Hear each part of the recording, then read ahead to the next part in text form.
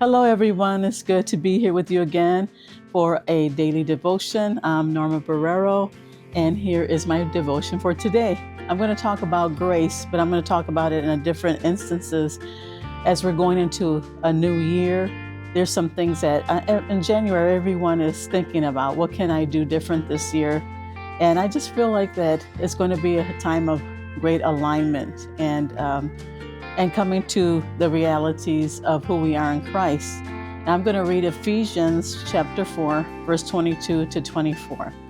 It says, "To put off your old self, which belongs to your former manner of life and is corrupt through deceitful desires, and to be renewed in the spirit of your mind, and to put on the new self, created after the likeness of God in true righteousness and holiness."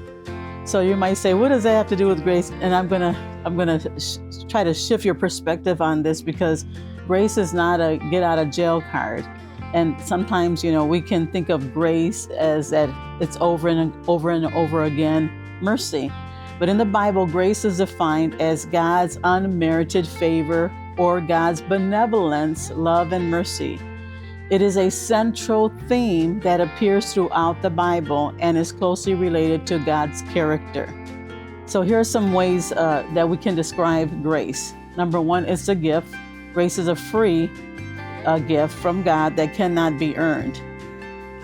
It is a divine blessing. Grace is a blessing that God bestows in His infinite mercy and benevolence.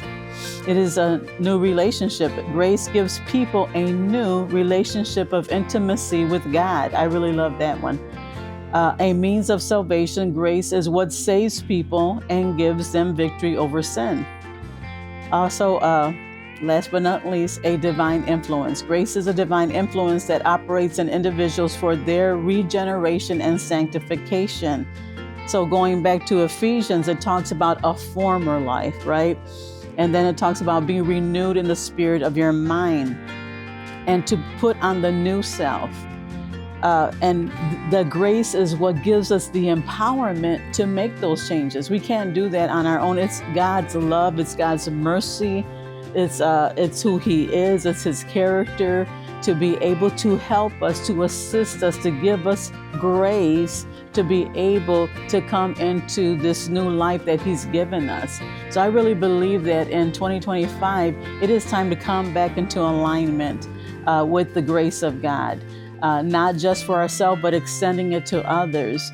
His love is what causes us to be changed. His mercy, His grace, when we couldn't do something and He did it for us, that transforms our heart. It causes us to not just hear grace, but see grace and see how grace operates in our life. So it's the new life that we have to implement this grace, not just for ourselves, but for others. And so it's a time for us again to have compassion, to have that same heart, that same character that Christ has for us. And that is to extend mercy and grace. And that is what's going to change other people. It is not us speaking at them, giving them scriptures. It is when we extend help, when maybe help was not merited, right? Or from you. But when we extend that, when we release that, we're releasing God's grace. And that's what is the transformative power, is when we extend exactly the very thing that God extends to us, and that's His grace. And so that should renew our minds. We should have a mind of grace. We should have a mind of helping, a mind of compassion, a mind of, seeing it from God's perspective, and that's the perspective of grace. God bless you and have a great day.